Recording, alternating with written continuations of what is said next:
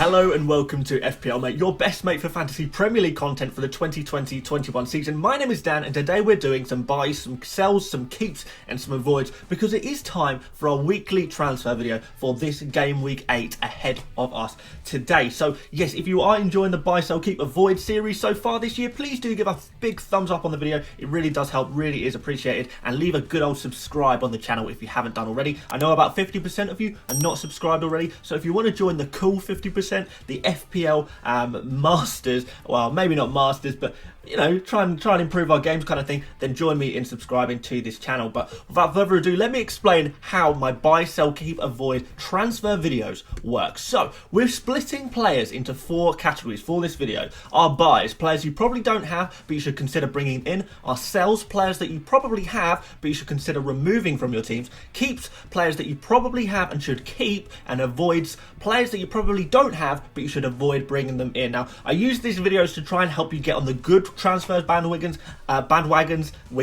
chief Wiggums, and try and help you get onto the good transfer bandwagons and you know, avoid the bad ones, because there are a lot of transfers that a lot of people make. There's a lot of advice out there. There's a lot of a lot of transfer moves that perhaps we're thinking of making, and perhaps they're not as good as we think they are, or perhaps there's some things that we haven't quite noticed, and perhaps we can get on early, beat the crowd, and make some really good transfers. So I'm going to try and help you make some really positive transfers in your team, just like I do every week, or try to do every week. So let's start off with some buys. So my first buy this week is Vladimir Coufal. Now, I've been speaking about him for a while now, but I think the time has finally come to grab him. So basically, right now is the time to get invested in West Ham defence. Since the start of the season, they've had the 3rd lowest expected goals conceded, only behind Arsenal and Chelsea. They've conceded the 4th lowest shots in the box than any other team, conceded the fewest set pieces attempts at just only one set piece attempt that they've had against them so far. Only 10 big chances conceded, only 10 goals conceded, which obviously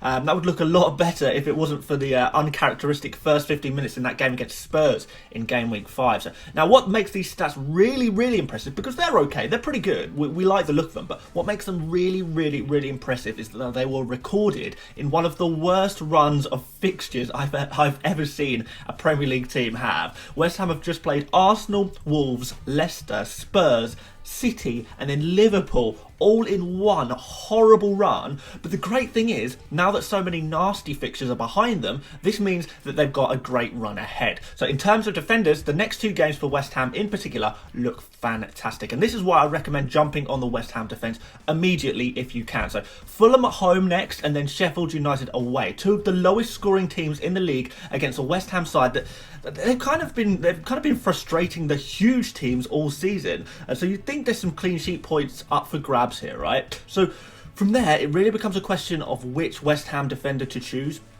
Really from here, your options are Creswell at 5.1, Masuaku and Coufal at 4.5, and I guess Balbuena at 4.4 as well. Now for the extra 1.1 million, I would just go for a fullback over Balbuena, and then from there, I prefer Coufal to Masuaku, although their underlying stats are about even. If West Ham were to move to a 4 at the back formation, for example, you know, when they play some weaker teams, maybe they want to switch to 4 at the back. Well, you know, they've had 5 at the back against these big teams, 4 at the back against weaker teams potentially. And this would mean that Masuaku may lose his place with Creswell. He's the obvious guy to take that left back spot, isn't he? So Coufal, on the other hand, he's nailed as they come pretty much, with no competition for his place at right back. Creswell is an interesting one, I guess, as with him you get corners and some long range free kicks for some potential assists in that way, but you also have to pay an additional 0.6 million for that privilege. Which I guess I'm kind of undecided whether that's worth it or not. The safe bet and a transfer move that I think is accessible to a lot of us is to just go for Coufal, swap out one of the other 4.5 defenders that we perhaps have in our teams already, rotate Coufal out when needed, and because he's that cheaper player, you know, there's no real issue in rotating him a little bit, and then we can spend the rest of that money elsewhere in our teams, which is just a kind of idea that I quite like the look of. So next up, we're going for Pablo Fornals, and we're sticking with the West Ham theme a little bit here, aren't we? Now, like I say, this is a team I do really want to jump on, as their long-term fixtures, they're just looking fantastic, so you can sort of set and forget some of these guys for a while. But yeah, I also think it's a good time to get into some of the West Ham attack players, just ready for these two amazing games against Fulham and Sheffield United. Now, we know Fulham are conceding goals, but what you might not know is that Sheffield United are posting some of the worst, defensive statistics too so far this season. They really are a team to target. I mean, I don't think they've had a single clean sheet so far this season, and although they haven't conceded loads and loads of goals, the underlying stats tell a story where they're kind of struggling in defence a little bit. So we need a West Ham attacker. We can't have Mikel Antonio, he's injured. So what's the next best option? And that's kind of what I was thinking in terms of an attacking player. What's the next best option at West Ham? Well, it's Fornals, who's arguably, potentially a better option. Probably not, but you could make a case to say that he's the better option than Antonio, which is insane. So he's already scored 2 goals and 3 assists, making him the top scoring West Ham player in FPL. He's only beaten for total shots and shots in the box by Antonio and Soucek. Second best for shots on target with 5 so far this year, 3 big chances, 6 key passes and 1 big chance created, 1.79 expected goals, which is only behind Antonio in this team, and 0.90 expected assists as well, which is only behind Masuaku. Now, remember, all of these stats were recorded against those huge teams. Now, yes, you might think he might be dropped out for the new signing Benrahma, but I guess the fact that he's been such a key player for West Ham, how can they drop him? I don't think they can. So would I prefer Antonio if he was fit? Yes, probably. Would I consider going with Soucek? Yeah, he's a great option too, but I feel like we've got to go all in and attack these fixtures and splash the cash a little bit on a forward player who's the most likely guy to get returns. And I think Pablo Fornals can be that man. So let's sell some players, and we're going to start off with Romain Saïss. Well, guys, I think the time has come. I've been warning about you for a while about Romain Saïss. He's eventually going to be an omission from this Wolves team. We knew it was going to happen eventually with Kilman's form and, waiting for a true left-back to be ready to play. Wolves simply look so much better with a natural left-back. So this means Saïss and Kilman are now going to have to battle it out, sharing minutes for that left centre-back position. Now, in addition to this, the best of Wolves' fixtures are now over, and the next few are a little bit tricky to say the least. So they've got Leicester, Southampton, Arsenal, Liverpool, Villa, Chelsea, Burnley, Spurs and United. So this is quite a long run of difficult games as well. A lot of big names in there. So hopefully, you guys, this will help you make the decision of getting rid of Saïss. Even if for some reason you're convinced that Saïss is definitely going to keep playing every week, you can at least look at the fixtures and say, okay, maybe his fixtures aren't so good. The problem is with Saïss compared to Kilman is that Saïss is so expensive. You can't be spending 5.3 million on a defender who isn't even guaranteed a place in the starting lineup, especially with the fixture run of doom that he has ahead of him. If you've had him for a while, fantastic. You've gathered those loads of points from him. Awesome, nice one. This is excellent. This is exactly what we like. But now it's time to move him on and gather points from someone else. Don't be loyal to a player just because they've got you points in the past. Let's move him on. We've already got the points. We've won. No, I haven't won because I never had Saïss, but I'm sure some of you guys did. Now, I'd be looking towards the West Ham and Arsenal defence personally, maybe Chelsea too. So consider Coufal, Creswell, Bellerin, Chilwell at a stretch, maybe Zuma. Coufal and Bellerin, I think, would probably be the top of my watch list if I was looking to replace Saïss personally. So maybe go for one of them. Next up, Trent Alexander-Arnold for a sell. Now, I feel like I may have had Alexander-Arnold in my sell list before. I'm not sure. I mean, I must have had it at least in my avoid section before. But I think by now it's become blatantly obvious that the Liverpool defenders are just not proving their value whatsoever. They're just so expensive, aren't they? And for that, you really want consistent clean sheets and consistent returns. With Trent, that's kind of not happening right now. And the same with Robertson to a degree. But Trent, a total of 4 points in his last 4 games, that's really bad. That is really bad. Now, 19 points in total, which is Trent's had so far. That makes him the 34th highest scoring defender so far this season. That's not very high. It's not very high at all for the most expensive defender in the game. And I don't blame him necessarily. Liverpool just have not been that good in defence, have they? In fact, they've literally been one of the worst defences in the league in recent game weeks, which just shows how crazy this season has been so far. They're conceding a lot of big chances. They don't look the same without Van Dijk in the mix, though even before his injury, I don't think they look great either. So defensively, Liverpool are, average at best so far this season. And the only redeeming quality would be potential attacking returns if Alexander-Arnold was getting attacking return. Now, Trent started off really strongly in this regard in terms of shots, chances created, expected goals, assists, but it just seems like he's completely dropped off the pace, I guess, and a lot of other players are outperforming him creatively. I think perhaps Liverpool's tactics have changed a little bit. Maybe he's been asked to stay back a little bit with the absence of Van Dijk to try and compensate it for it maybe. Jordan Henderson seemed to be sharing Trent's favourite area of the pitch, where he usually attacks. And, sometimes Klopp is even playing a number 10, as we saw against Sheffield United, which means there's less creativity in their left-back and right-back roles.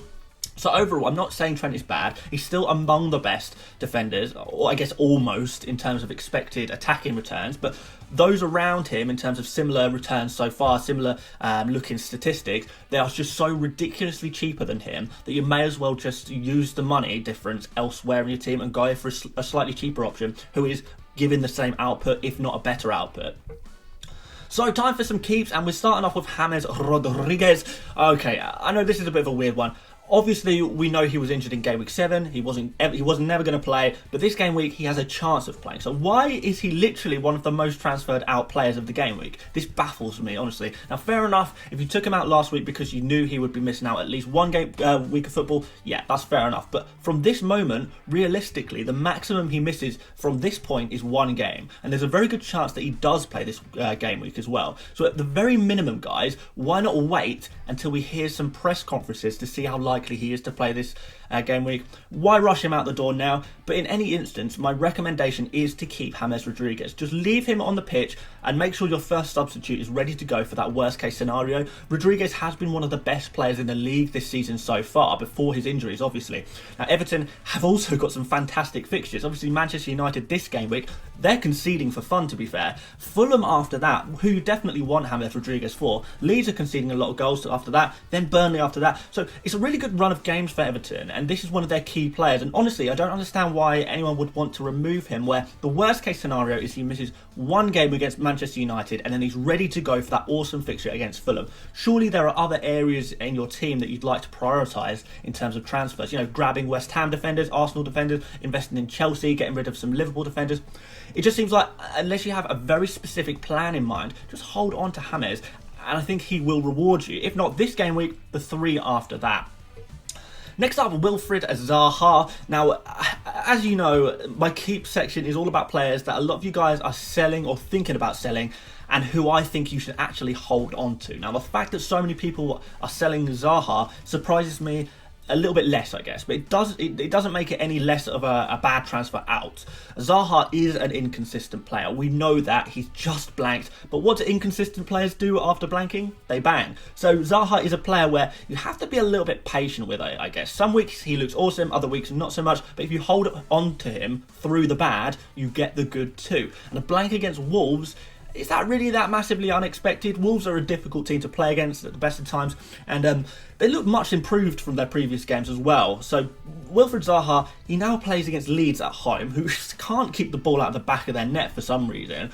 Burnley up after that. This is Burnley, not the Burnley of last season, is it? Newcastle, who have been lucky to concede only 11 goals this season, and that's saying something. And now West Brom, who again concede for fun. So Palace, they only need to score, once in each of those 4 very easy games to score in. And that's probably 3 attacking returns for Zaha, just because he's involved in everything they do. Zaha has scored it against the weaker teams pretty much consistently so far this season. So I look at this run, I look at Crystal Palace, and I think this is Zaha's time to shine, surely.